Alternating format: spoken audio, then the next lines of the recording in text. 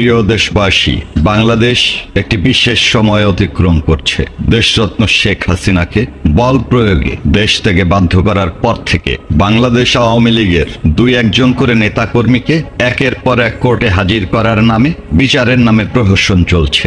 আপনারা দেখেছেন পুলিশ বাহিনীকে টপকে কিভাবে আমাদের প্রিয় নেতৃবৃন্দকে অবজ্ঞা ভরে টিম ছোড়া হচ্ছে, বিভিন্নভাবে বাংলাদেশ আওয়ামী লীগের নেতাকর্মীদেরকে হেনস্থা করা হচ্ছে। আসলে নেতাকর্মীদেরকে নয়, বাংলাদেশ আওয়ামী লীগকে একটি ঘৃণ্য সংগঠন হিসাবে তারা বাংলার বুকে উপস্থাপন করার অপচেষ্টা চালাচ্ছে।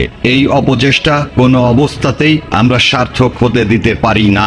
আজকে যারা স্বাধীনতার কথা বলে বিভিন্নভাবে শিক্ষকদের অবমাননা, জাতীয় নেতৃবৃন্দকে অবমাননা করে বিভিন্নভাবে যে ধৃষ্টতা দেখাচ্ছে, আমরা এর তীব্র প্রতিবাদ এবং নিন্দা জানাই। আপনারা লক্ষ্য করেছেন আনসারের যে আন্দোলন তারা করেছে, সেটার মধ্যে তারা লীগকে খুঁজে পায়, রিকশাওয়ালাদের মধ্যে তারা আওয়ামী লীগকে খুঁজে পায়। তারা খুঁজে পায় যে কোনো আন্দোলন যেখানেই হচ্ছে সেখানেই তারা বাংলাদেশ আওয়ামী লীগকে দেখতে পায়। আওয়ামী লীগকে তো এভাবে খুঁজলে পাওয়া যাবে না। বাংলাদেশ আওয়ামী লীগ আমাদের প্রিয় নেত্রীর ডাকে আমরা সবাই একত্রিত হওয়ার জন্য আমরা সংগঠিত আছি, আমরা সংগঠিত হব। আনসাররা সারা দিন ব্যাপী আন্দোলন করেছে। বাংলাদেশের পুলিশ ছিল, বাংলাদেশের সর্বজন গ্রহণযোগ্য সেনাবাহিনী সেখানে উপস্থিত ছিল।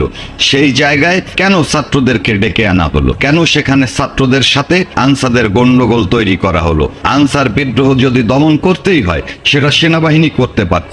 এর জন্য সাধারণ ছাত্রছাত্রীর ব্যানারে যে সন্ত্রাসীদেরকে সামনে আনা হচ্ছে, এর ফল শুভ হবে না, শুভ হতে পারে না। 5 তারিখের পর থেকে বাংলাদেশ আওয়ামী লীগের নেতাকর্মীদেরকে একের পর এক হত্যা করে চলেছে। গাজী গ্রুপের 117 জনকে গতকালও তারা পুড়িয়ে মেরেছে। এই অবস্থা চলতে পারে না, এই অবস্থায় আমরা চলতে দেব না। বাংলাদেশের মুক্তিযোদ্ধা যারা জীবিত আছেন, দেশের এই ক্রান্তি লগ্নে আপনাদেরকে সমাজ সংস্কারে এগিয়ে আসতে হবে, তা না হলে দেশটা জাহান্নামে চলে যাবে। আপনারা মুক্তিযোদ্ধা জনতা একতাবদ্ধ হয়ে দেশ জাতিকে আজকে এই ষড়যন্ত্রকারীর হাত থেকে বাঁচানোর জন্য তীব্র আন্দোলন গড়ে তুলবেন। দেশবাসীকে ঐক্যবদ্ধ হওয়ার জন্য অনুরোধ জানাচ্ছি। জয় বাংলা, জয় বঙ্গবন্ধু।